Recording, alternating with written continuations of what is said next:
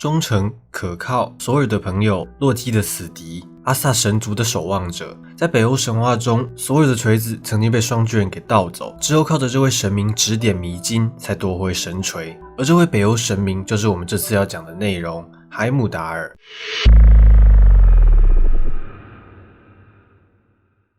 海姆达尔这个名字的意思是照耀世界者、光明者，他看守着阿斯加唯一的出入口彩虹桥，并在一个母爱冲天的家庭中长大。有9个妈妈同时给予着他无微不至的照顾。这9个妈妈呢，有着姐妹的关系，被认为是掌管着海浪的海妖。而众神之父奥丁则是他的父亲。海姆达尔靠着光明、大地与波涛的能量长大。此时，阿斯加的众神才刚以水、火、空气为材料建造好了彩虹桥，并正在物色可靠的人选担任守卫。众神见这小子高大威武，而且还是奥丁的子嗣，立马就推选他当彩虹桥的守护者，正好填补了这一空缺。那海姆达尔的外形是怎么样的呢？他常年戴着羊角头盔，身披纯银铠甲，有着一匹叫做古尔托普的马。海姆达尔常骑着它来回彩虹桥，而且海姆达尔还有一口金光闪闪的金牙，以及一把名为首级的宝剑。和漫威电影中的海姆达尔不同，在神话中他的肤色相当白皙，因此也被称为白色的阿萨神。为了让海姆达尔成为最好的守护神，众神给了他鹰的眼睛、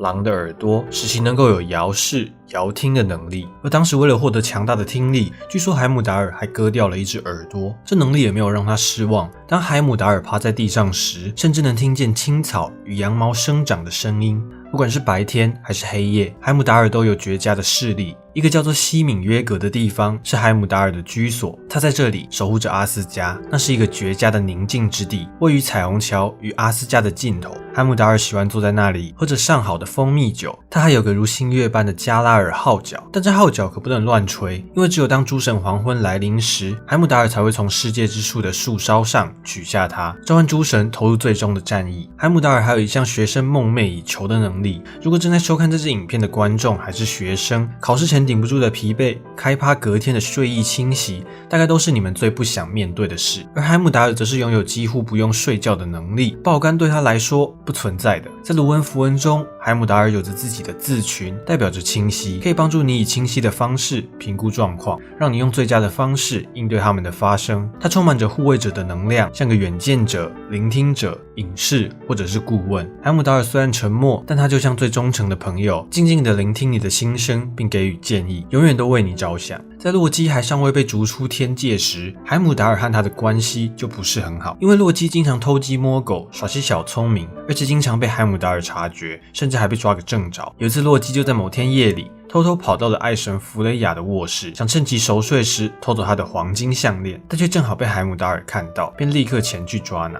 海姆达尔一路与洛基施展变形魔法，为了表示对洛基的不满，并试着在法术上压倒洛基，海姆达尔总是变成和洛基一样的东西。洛基变成狼逃窜，海姆达尔就也变成狼紧追其后，最后还咬住了洛基的尾巴。洛基见状又变成海豹跳入海中逃跑，这下来到了海姆达尔的领域。别忘了海姆达尔的妈妈可是海妖，于是海姆达尔也变成海豹下水，最终把洛基抓住，替弗雷亚找回了被偷走的项链。两人的大战因此暂时结束，但洛基也因此极为怨恨海姆达尔。原本洛基这个神嘛，就是喜欢耍点小聪明，搞恶作剧，可以算是神界的开心果。但后来越走越偏，开始无恶不作，众神便无法再把他当开心果看待，并纷纷开始对他产生戒心及疏远他，这才使得洛基更加堕落，开始走向阴狠狡诈的风格。后来他因为阻止光明之神巴德尔的复活，犯了众怒，最终被众神逐出了天界。因为与海姆达尔的仇恨，当诸神黄昏来临时，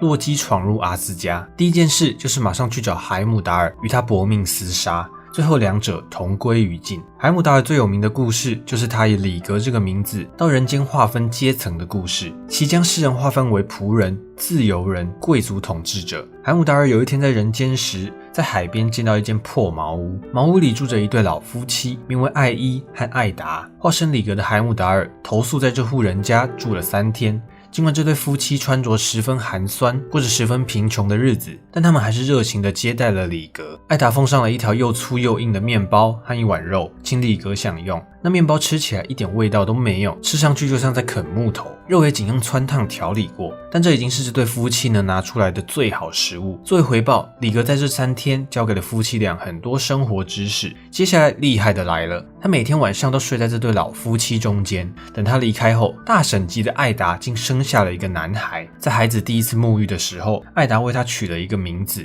名为索拉尔，意为奴隶。索拉尔是个强壮的孩子，一头的黑发和呆滞的眼神，长得不太好看，皮肤还十分粗糙。但当他长大成人后，却拥有极大的力气。每天日出而作，日落而息，可以把大捆的柴火扛回家，是个非常勤勉的人。后来，一个名叫希尔的强壮姑娘来到了索拉尔家中，长得和索拉尔一样其貌不扬。之后，两人成为了夫妻，并生下了许多像他们一样粗壮高大的孩子。一家人也都依靠着仆役的身份为生，这就是被划分出的下等阶层。海姆达尔继续在人间游历。有天，他投宿在一片农场边的小康之家，这户人家也是一对夫妻。海姆达尔到访时，夫妻两人正忙于工作，丈夫在切削木条，而妻子则在纺纱编织。他们见到海姆达尔的化身里格后，也用最好的食物热情地招待他。同样的套路，海姆达尔也在这里住了3天，教给他们许多实用知识，并给这个家庭带来了一个男孩。这个男孩后来被取名为卡尔，意思是自由人、农夫。男孩长大之后擅长务农，之后一位精明干练的姑娘斯诺爱上了勤快的卡尔，两人建立了一个男耕女织的小康家庭，也生下了许多孩子。一家人过着务农的生活，并繁衍出了人类中的自由人阶层。指定的中产阶级后，海姆达尔便开始物色上等阶层的人选。有一天，他来到了一座城堡，投身于一家看起来相当体面的人家。主人夫妇名为法蒂尔和莫迪尔。海姆达尔见他们穿着甚有品味，便认定他们应该成为贵族，于是也在此住了3天，教授他们各种礼仪和治国之道。期间，他也受到了超高规格的款待，用餐时桌面上都是精致的桌布和银质的餐具，食物也相当丰盛可口，还有用金杯斟上的美酒，一切都是顶级的规格。之后也同样帮女主人生了一个儿子，并取名为雅尔，意思是公爵。雅尔长大后酷爱打猎和战争，而且还略懂卢恩符文。后来他开始闯荡世界，建功立业，并到处出征，打下了无数的土地。他娶了一户贵族人家的细腰女儿为妻，这位妖兽女子名为艾娜。两人生育了许多精于骑射的后代，后来都成为了伟大的战士，不是成为国王，就是成为将军，成为了北欧各城邦王室和贵族的始祖。而海姆达尔后来收养了雅尔的其中一个儿子，因为他散发着王者的高尚品质。之后，海姆达尔开始教他卢恩符文的奥秘，并希望这个男孩有朝一日能成为国王。这部分的神话暗示了社会分裂的起源，而且将这些分裂视为海姆达尔这位神明所制定的秩序，提高了其中的合理性与必要性。在北欧神话中，关于海姆达尔的故事其实并不多，可能有不少的资料遗失在时间岁月的脚步下。海姆达尔的忠诚是他得到的阿萨诸神的信赖，有他在，大家总能感到安心。而忠诚或者说诚实守信，也是做人的基本品格，是一个良好的道德境界，更是人与人之间建立正向关系的关键。在神话中，海姆达尔其实是个温柔的倾听者，也许他并没有像其他的阿萨诸神拥有强大的力量，也没有太大的存在感，这只是静静的守护着大家。但他的忠诚、正义与勇敢绝对值得阅听者的喜欢。好了，那这次的内容就到这边了。如果你喜欢这些影片，不要忘记按喜欢或分享。想看到更多相关内容，可以订阅我以及开启小铃铛。那么我们下次见。